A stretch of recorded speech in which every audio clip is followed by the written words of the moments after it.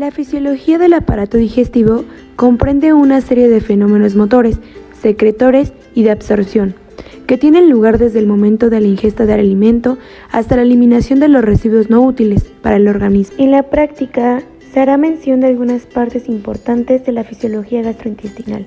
La cavidad oral es el espacio en forma de hendidura que se sitúa entre los dientes y las encías. Consta de dos partes, el vestíbulo y la cavidad bucal propiamente dicha. La cavidad bucal entre sus funciones incluye la ingestión, el gusto, las respuestas sensitivas a la comida, la masticación, digestión química, entre otras. El primer proceso dentro de la motilidad digestiva es la ingestión de los alimentos. Este proceso depende principalmente del deseo intrínseco por ingerir alimentos. El tipo de alimento se busca con preferencia en cada momento. Esto dependerá del apetito. Estos mecanismos constituyen sistemas de regulación automática, lo cual ayuda a mantener un aporte nutritivo adecuado al organismo. La ingestión de alimentos consiste en dos aspectos mecánicos, que es la masticación y la deglución. Primero tenemos a la masticación, que es el proceso que se da por acción conjunta de los dientes y los músculos maxilares. Sin embargo, este se da a través de los dientes, principalmente, por un lado, las piezas anteriores, que son los incisivos, que poseen una fuerte acción de corte, mientras que los posteriores, conocidos como molares, ejercen una acción de trituración. Gran parte del proceso de la masticación se debe a un reflejo masticatorio. La presencia del bolo alimenticio en la boca desencadena primero el reflejo inhibidor de los músculos de la masticación, por lo que la mandíbula desciende. A su vez, esta caída inicia un reflejo de distensión de los músculos mandibulares que induce una contracción de rebote. Posterior a esto, la mandíbula se eleva automáticamente para ocluir los dientes y al mismo tiempo el bolo se comprime de nuevo contra el revestimiento bucal, lo que se traduce en una nueva inhibición de una musculatura mandibular con caída de la mandíbula, un nuevo rebote. Este ciclo se repite una y otra vez. Después vamos a tener el proceso de la deglución. Este proceso se divide en tres fases. La primera es la fase voluntaria de la deglución. Esta sucede una vez que terminó el proceso de la masticación y el bolo está listo para ser deglutido. En esta fase, la presión hacia arriba y hacia atrás de la lengua contra el paladar arrastra voluntariamente en sentido posterior hacia la faringe el bolo, punto en el cual la deglución se convierte en un proceso automático. Posterior a esto tendremos la segunda fase, que se conoce como la fase faríngea de la deglución. Esto ocurre cuando el bolo alimenticio penetra en la parte posterior de la boca y en la faringe. Estimula las áreas epiteliales receptoras de la deglución que se sitúan alrededor de la entrada de la faringe y sobre todo en los pilares amigdalinos. Los impulsos que salen de estas áreas llegan al tronco del encéfalo e inician una serie de contracciones automáticas de los músculos faríngeos. El primer proceso dentro de esta fase es que el paladar blando se eleva para taponar las coanas e impedir el reflujo de alimentos hacia las fosas nasales. Posterior a esto, los pliegues palatofaringeos a cada lado de la faringe se desplazan hacia la línea media, aproximándose entre sí. De esta manera, van a formar una hendidura sagital a través de la cual los alimentos pasan a la parte posterior de la faringe. Esta hendidura tiene una acción selectiva y solo permite el paso con facilidad a los alimentos bien masticados. Como esta fase de la deglución dura menos de un segundo, los fragmentos de gran tamaño no suelen pasar de la faringe hacia el esófago, por el obstáculo que encuentran. Después, las cuerdas vocales de la laringe se aproximan con fuerza al tiempo que los músculos del cuello tiran y desplazan hacia arriba de todo el órgano. Estas acciones, combinadas con la presencia de ligamentos que impiden el ascenso de la epiglotis, obligan a esta a inclinarse hacia atrás para cubrir la entrada de la laringe. Todos estos fenómenos impiden la entrada de los alimentos en la nariz y en la tráquea. La acción primordial es la aproximación íntima de las cuerdas vocales, pero la epiglotis contribuye a evitar que los alimentos traspasen aquellas. La destrucción de las cuerdas vocales o de los músculos que las aproximan pueden provocar lo que se conoce como asfixia. Continuando con los procesos, dentro de esta fase se encuentra el ascenso de la laringe, que también tracciona el orificio de entrada al esófago hacia arriba y lo amplía. Al mismo tiempo, los primeros 3 o 4 centímetros de la pared muscular esofágica, la zona conocida como el esfínter esofágico superior, se relaja para que los alimentos penetren y así se desplacen con mayor facilidad desde la faringe posterior hacia la parte superior del esófago. Entre deglución y deglución, este esfínter permanece fuertemente contraído y por lo tanto impide la entrada de aire en el esófago. El movimiento ascendente de la laringe también desplaza a la glotis, apartándola de la dirección principal del flujo de los alimentos que se dirigen de forma preferente a los dos lados de la epiglotis y no resbalan sobre su superficie. Se trata de una protección adicional contra la entrada de alimentos hacia la tráquea. Por último, al mismo tiempo que se eleva la laringe y se relaja el esfínter faringo-esofágico, se contrae la totalidad de la musculatura faríngea, empezando por la parte superior y descendiendo en forma de onda peristáltica hasta las regiones media e inferior del órgano, que impulsan los alimentos del esófago. En toda la longitud del tubo digestivo, las glándulas secretoras cumplen dos misiones fundamentales. En primer lugar, en casi todas las regiones, desde la boca hasta el extremo distal del ilion, secretan enzimas digestivas. En segundo lugar, las glándulas mucosas, distribuidas desde la boca hasta el ano, aportan moco para la lubricación y protección de todas las regiones del tubo digestivo. Es relevante mencionar que gran parte de las secreciones digestivas se forman solo como respuesta a la presencia de alimentos de la vía digestiva y la cantidad secretada en cada segmento suele ser la cantidad precisa necesaria para una digestión adecuada. Además, en algunas partes del tubo digestivo, incluso los tipos de enzimas y de otros componentes de las secreciones varían dependiendo del tipo de alimento presente. En primera instancia veremos aquellas que corresponden a la cavidad oral. Esta corresponde a la secreción de saliva. La saliva contiene una secreción serosa y una secreción mucosa. Las principales glándulas salivales son las parótidas, las submandibulares y las sublinguales. Además, hay muchas glándulas bucales diminutas. La saliva contiene dos tipos principales de secreción proteica. La primera va a ser una secreción serosa rica en ptialina, una A-amilasa que es una enzima destinada a digerir los almidones, y la segunda una secreción mucosa con abundante mucina, que cumple funciones de lubricación y protección de superficie. Las glándulas parótidas secretan casi exclusivamente una saliva serosa, mientras que las submandibulares y las sublinguales secretan ambos tipos. Es de relevancia mencionar que las glándulas bucales solo secretan moco, así como el pH de la saliva varía entre 6 y 7, el cual es un límite favorable para la acción digestiva de la ptialina. A continuación tenemos la secreción de iones en la saliva. La saliva contiene sobre todo grandes cantidades de iones potasio y bicarbonato. Por otra parte, las concentraciones de iones sodio y cloruro son varias veces menores en la saliva que en el plasma. La secreción salival se produce en dos fases. En la primera intervienen los acinos y en la segunda los conductos salivales.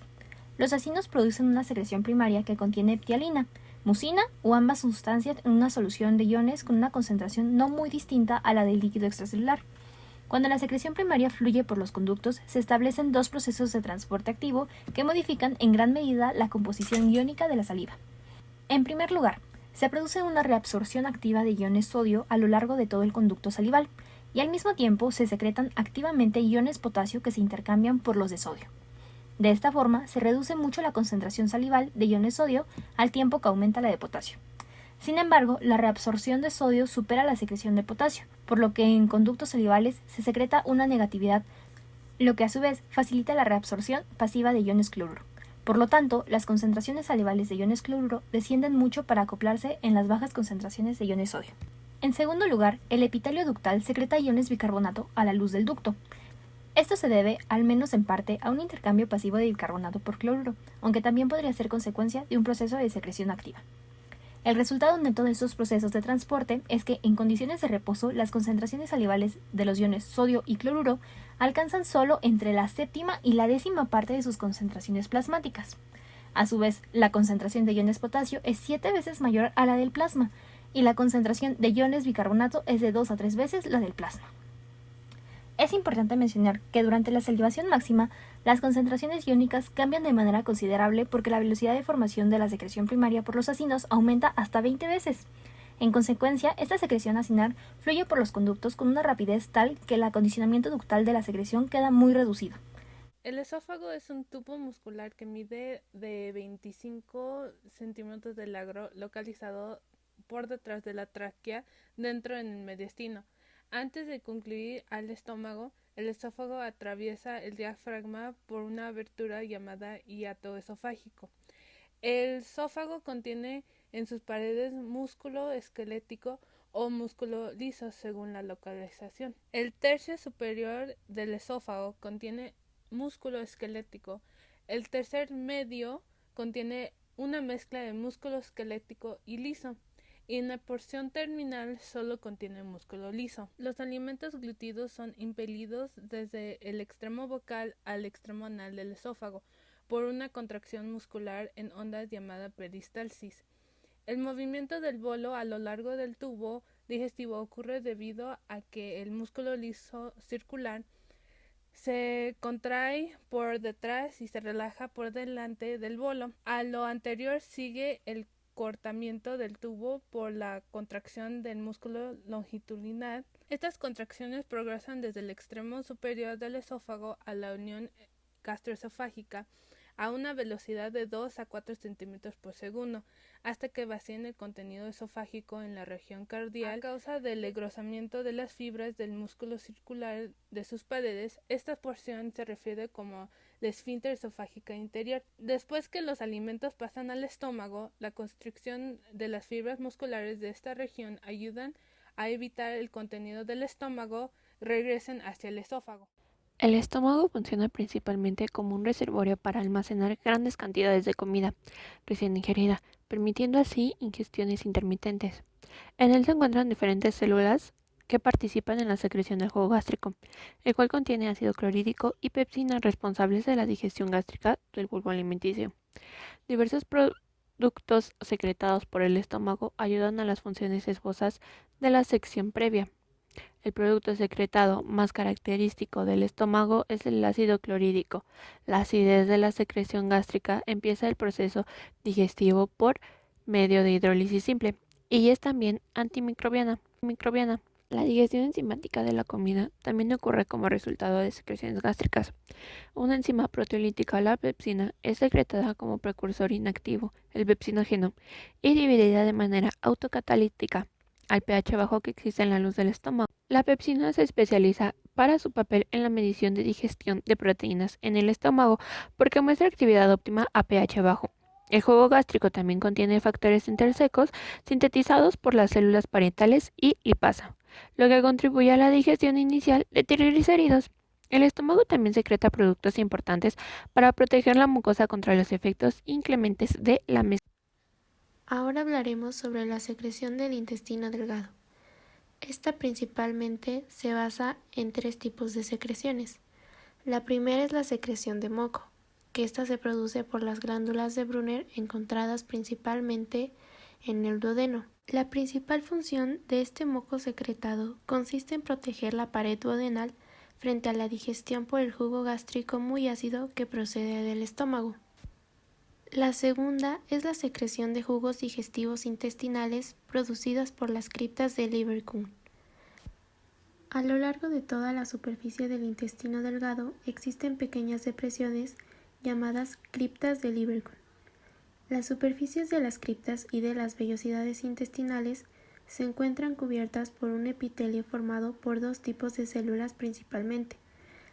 La primera, un número moderado de células calciformes que secretan un moco que lubrica y protege la superficie intestinal, y las segundas son un gran número de enterocitos que en las criptas secretan grandes cantidades de agua y electrolitos, mientras que en la superficie de las vellosidades adyacentes reabsorben el agua y los electrolitos junto con los productos finales de la digestión. Los enterocitos de las criptas producen una cantidad aproximada de 1800 mililitros al día de secreción intestinal.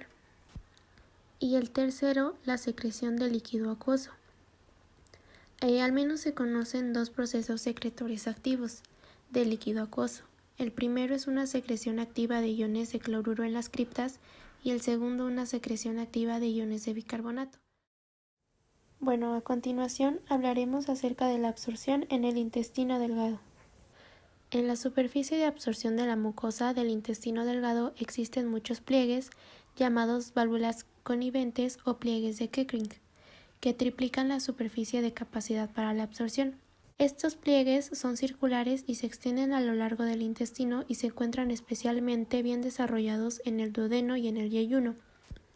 Así también en toda la superficie del intestino delgado, hasta la válvula ileocecal, existen millones de pequeñas vellosidades. La presencia de estas vellosidades hace que el área de absorción aumente 10 veces más. Cada célula epitelial de cada vellosidad intestinal posee un borde en cepillo que está formado por alrededor de 1000 microvellosidades. La combinación de los pliegues de Kettering, las vellosidades y las microvellosidades conllevan un aumento de la superficie de absorción de la mucosa de casi 1000 veces. En el intestino delgado principalmente se lleva a cabo la absorción de nutrientes. Los hidratos de carbono son absorbidos principalmente como monosacáridos y solo una pequeña fracción lo hace como disacáridos, y casi ninguno como moléculas de mayor tamaño. El más abundante de los absorbidos es la glucosa, que representa más del 80%, y el 20% restante de los monosacáridos absorbidos consiste casi por completo en galactosa y fructosa. La mayoría de los monosacáridos se absorbe mediante un proceso de transporte activo, como es el claro ejemplo de la glucosa. En cuestión de la absorción de otros monosacáridos, el transporte de la galactosa es casi idéntico al de la glucosa. En cambio, el de la fructosa es distinto, ya que este monosacárido se absorbe por difusión facilitada en toda la longitud del epitelio intestinal. Sin embargo, no solo se lleva a cabo la absorción de nutrientes, sino de otros elementos como son la absorción de agua. Esta se realiza a través de ósmosis. El agua se transporta en su totalidad a través de la membrana intestinal por difusión, y cuando el quimo está lo bastante diluido, el paso del agua a través de la mucosa intestinal hacia los vasos sanguíneos de las vellosidades ocurre casi en su totalidad por ósmosis. El intestino delgado. Este se compone de 3 partes: el duodeno, el yeyuno y el ilion. Su función principal es la absorción de los nutrientes, como son las vitaminas, minerales, carbohidratos, grasas y proteínas, así como la absorción del agua. Bien, hablaremos acerca de la motilidad del intestino delgado. Los movimientos del intestino delgado pueden clasificarse en contracciones de mezcla y contracciones de propulsión. Las contracciones de mezcla se refieren a las contracciones de segmentación. Cuando el quimo penetra en una porción del intestino delgado, la distensión de la pared intestinal induce contracciones concéntricas localizadas y espaciadas a intervalos a lo largo del intestino de menos de 1 minuto de duración. Las contracciones generan una segmentación del intestino delgado, de forma que éste queda dividido en segmentos que adoptan el aspecto de una ristra de salchichas. Las contracciones de segmentación suelen fragmentar el quimo 2 o 3 veces por minuto, facilitando la mezcla progresiva del alimento con las secreciones del intestino delgado.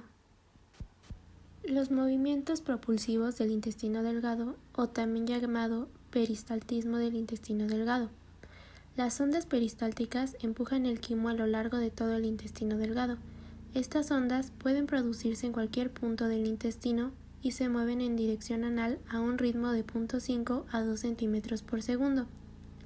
La función de las ondas peristálticas del intestino delgado no solo consiste en favorecer la progresión del quimo hacia la válvula ileocecal, sino también en extenderlo por la superficie de la mucosa intestinal. Bueno, ahora hablaremos acerca de la digestión en el intestino delgado. Este lleva a cabo la digestión de los hidratos de carbono. Entre 15 y 30 minutos después del vaciamiento del quimo desde el estómago hasta el duodeno y de su mezcla con el jugo pancreático, la práctica totalidad de los hidratos de carbono se han digerido. En general, antes de abandonar el duodeno, la porción proximal del yeyuno, los hidratos de carbono se convierten casi por completo en maltasa y otros polímeros muy pequeños de glucosa. Así también se lleva a cabo la digestión de los péptidos por las peptidasas de los enterocitos que recubren las vellosidades del intestino delgado. El paso final de la digestión de las proteínas en la luz intestinal está encomendado a dichos enterocitos que, como ya se mencionó, recubren las vellosidades de dicho intestino y tienen bordes en cepillos. Y así también se lleva a cabo la digestión de las grasas en el intestino. Esencialmente, la digestión de todas las grasas tiene lugar en el intestino delgado por un mecanismo donde la primera etapa, la digestión de las grasas, es la emulsión por los ácidos biliares y la lectina, para que posteriormente los triglicéridos sean digeridos por la lipasa pancreática. También en el intestino, los enterocitos contienen una cantidad adicional de lipasa denominada lipasa intestinal, y de esta manera los productos finales de la digestión de las grasas son ácidos grasos libres. Reconocemos 3 tipos de movimientos de la pared del colon. El primero es el movimiento retrógrado, que se lleva a cabo con movimientos antiperistálticos y que inician del colon transverso al ciego. Estos retardan el paso del contenido colónico y permiten una absorción más eficaz del agua y cloruro de sodio. Por otro lado, la segmentación, o también conocido como movimiento segmentario o no propulsor, que predomina en el colon transverso, son contracciones aisladas de músculos circulares, que sirven para mezclar y asegurar el contacto del contenido con la mucosa colónica. Esto ocurre de forma aleatoria. El último movimiento es el movimiento en masa, que con frecuencia comienza en el colon transverso. Esta actividad se caracteriza por fuertes contracciones que migran relativamente rápido y causan la migración del contenido colónico sobre la gran longitud intestinal. Estos movimientos se presentan de 3 a 4 veces por día, estimulados por la ingestión de alimentos o actividad física. El colon contiene criptas de Lieberkühn, pero carece de vellosidades. En su lugar, contiene células mucosas que solo secretan moco. La secreción del moco va a estar regulada por una estimulación táctil directa de las células mucosas de la superficie interna del intestino grueso, y también por reflejos nerviosos locales que se originan en las células mucosas de las criptas de Lieberkühn. La secreción del moco comprende 4 funciones principales. El moco va a proteger la pared del colon frente a las excoriaciones. Proporcionará un medio adherente que mantiene unida la materia fecal. Además, protegerá la pared intestinal de la gran actividad bacteriana. Y finalmente, ofrecerá una barrera que mantiene a los ácidos fecales alejados de la pared intestinal. La función específica del colon ascendente y transverso consiste en absorber agua y electrolitos, como el sodio y el potasio, mientras que la función del colon descendente y recto consiste en almacenar las heces fecales hasta su expulsión por el ano.